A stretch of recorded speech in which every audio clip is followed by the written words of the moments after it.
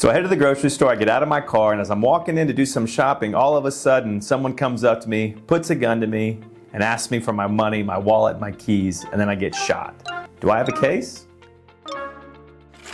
We're going to answer that question for you today and dive into what you would have to put together and prove in order to actually have a case. But welcome back to the Williams, ELLEBY HOWARD EASTER YouTube channel. I'm Joel, this is Chase. So let's get into it, Chase. The first place you're going to start looking to determine whether you have a case after you're shot at a commercial establishment is where? So the big thing with any negligent security type case, for me at least, the first thing I'm looking for is knowledge, right? It's going to be knowledge on the part of the property owner. Did they know that they had an issue with crime, and did they do anything to prevent that issue? So how do you determine whether or not that place had knowledge? Yeah, so I think the first thing I'd be thinking is, well, how can I sue the store, and why am I not suing the guy that shot me, right? Well, criminal versus civil. Yep, right. Exactly, exactly. And you, make no mistake, you can sue the guy that shot you. Whether you get him, if he's demanding your wallet, he probably doesn't have any money to give you if you get a judgment against him. So what we're going to be talking about today is a claim against the property owner or manager, right?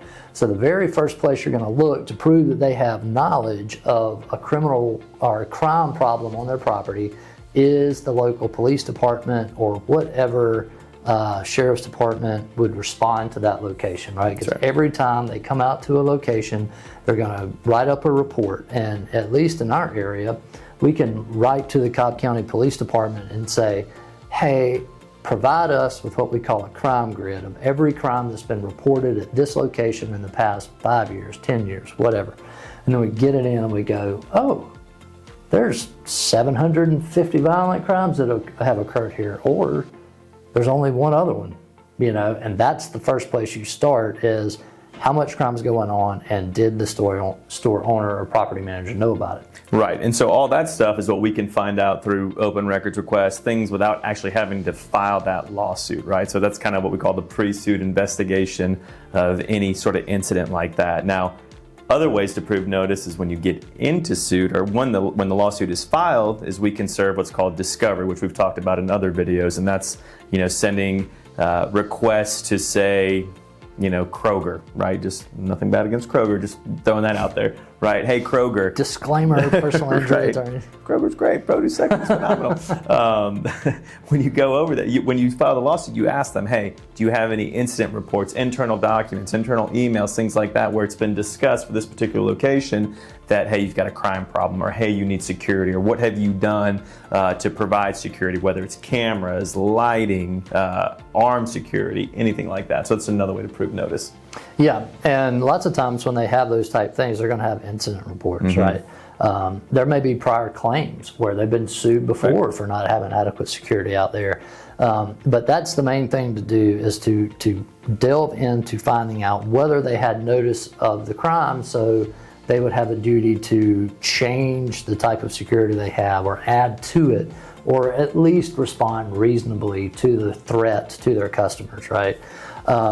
And so once you get beyond that notice part, well, we're not beyond it yet. Right. The other thing you have to show is that you, as the person that shot, didn't know about the danger, or your knowledge of the hazard, the criminal activity in the area was less than the property owner. Because, like, if you know there's gang shootouts going on at a particular business, you know people have been shot there, you know people have been physically attacked, and you're like, well, that one's closer, I'm just going to go there instead of going to the safe one down the road.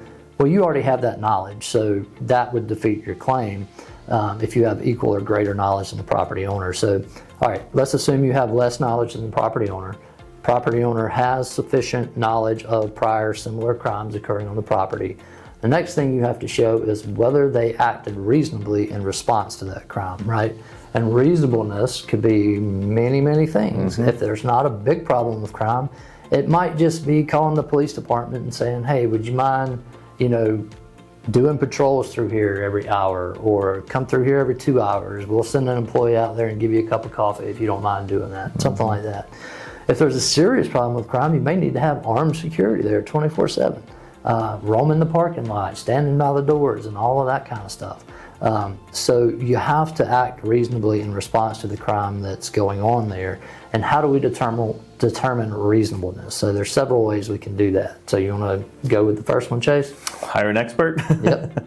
That's the first and probably the most, I don't know, prominent way to prove that, right? Is to hire an expert, because experts will Most come prominent, in. most expensive, but sometimes it's necessary. Exactly right. And an expert will come in and they'll look at the crime, they'll look at the statistics, they'll look at what the store, apartment complex, whatever, whoever it is that you're suing, and determine whether or not the actions that were taken were reasonable given all those circumstances, right? So it's, and to Joel's point, right, reasonable security measures could be anything from, making sure you have a security gate or making sure you have proper lighting to 24-hour armed security guards. It just really kind of runs the spectrum depending on what the type of crime is that you're trying to deter, to combat. So yeah, and believe it or not, there are organizations out there that have standards and that the security community is supposed to follow when trying to provide a safe place for at businesses, right? So we call it the standard of care. Like, if this happens, then this is what you should do about it, right? Or A, B, or C are all within the standard of care, and that expert can come in and say, well, you didn't meet that. Your actions or inactions fell below that, or maybe the expert comes back and says everything they did was appropriate and they responded, reasonably to the perceived threat. So experts can be very helpful with that, but ultimately it's up for the jury to decide, did the store exercise ordinary care or respond appropriately to the threat of criminal activity going on the property. Some negligent security cases are easier than others. So in the example that Chase gave earlier, it was a robbery. So it's a crime of opportunity. That robber went to this spot, not to rob you specifically, but they went to that spot because they figured out it was a place they could get away with a robbery, right?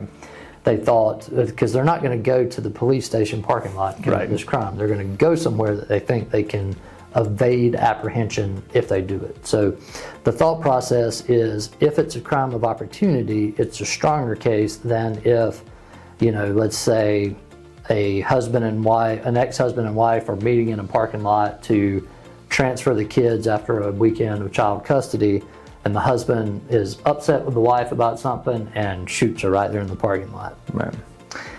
That's a tough case against the property owner, because that husband's going to shoot the wife regardless. It might be at the property, it might be at her house, it may be somewhere else, but it just happens to be here, and there's no way that the store owner could know that particular person has got it out for this person, and if that person comes on our property, we need to block them off. Right, and that just sort of kind of answers the question from the defense side. It's like, okay, I understand that you're saying I didn't have the security, but even if I had the security, nothing. I could have had all the security in the world, and that was still, that still would have happened. That event still would have happened. So you have to kind of take it to that next step to prove, like, okay, you should have had the security, because had you had the security, you would have stopped X event, right? But the defense is always going to say, it doesn't matter what type of security I had or whatever happened in that situation where you knew someone. Kind of like if you're at a big house party and a fight breaks out or something like that, and someone gets shot. That's a little bit, on the plaintiff's side, that's something where you can say, okay, hey, apartment complex, should there have been a big party? If there was a big party, should patrolling security have broken it up and all that type of stuff? But yeah, those definitely different between the crimes of opportunity and the targeted crimes. So that's definitely something that comes into the analysis. Yeah. And also you have to look at what the person that was shot is doing. Did they start it? Did they antagonize it? Right. Did they go in and start some beef with this person that did shot they run him? towards the fight? That's like the classic example. If you run towards a fight and get shot, fight. Right. You can't run towards a fight, get shot, and then complain that something happened afterwards that you're going to sue the property owner for. So that's right. So all in all, these types of cases, number one, turn on what did the property owner or management company know was going on out there? What was their knowledge? Number two, did they respond appropriately and reasonably to whatever it was, whatever level of crime was going on? Did they respond reasonably to it? Number three, what was the person who got shot in your scenario, what was their involvement in starting this or not starting it? And then finally, four, what are the specific circumstances of that situation, right? Most of these negligent security cases vary pretty significantly in the specific facts of each case. It's not like rear end case where the speed may vary, but if you run into the back of somebody, you run into the back of somebody. There's only so many reasons that would cause you to do that. There are a million reasons why somebody might get shot at a business property. So you have to look into those specific scenarios. And then finally, how badly are you hurt when you're trying to determine what the damage is and the value of the case is. Yeah, and one more aspect, we talked about it in our other video talking about the falling down the stairs, is going to be your status on that property, which that happens. I guess it happens a lot in our negligent security cases, depending on whether or not that person's a trespasser or invitee or licensee, but you can check out our prior video for that. But yeah, I think that pretty much sums it up when it comes to negligent security cases. As we say in most all of our videos, it's always, always, always important to, at a minimum, just call a lawyer, get some advice, find out whether or not you have a case, find out whether or not it's worth pursuing rather, because there's a lot of things that need to be done on the front end to preserve evidence, gather evidence, and things like that. So. Yep, and that lawyer can tell you specifically under the facts of your case whether or not it's worth pursuing. Yeah, so. Absolutely. All right, well, if this video has been helpful to you, give us a thumbs up, hit that subscribe button, and we will see you next week.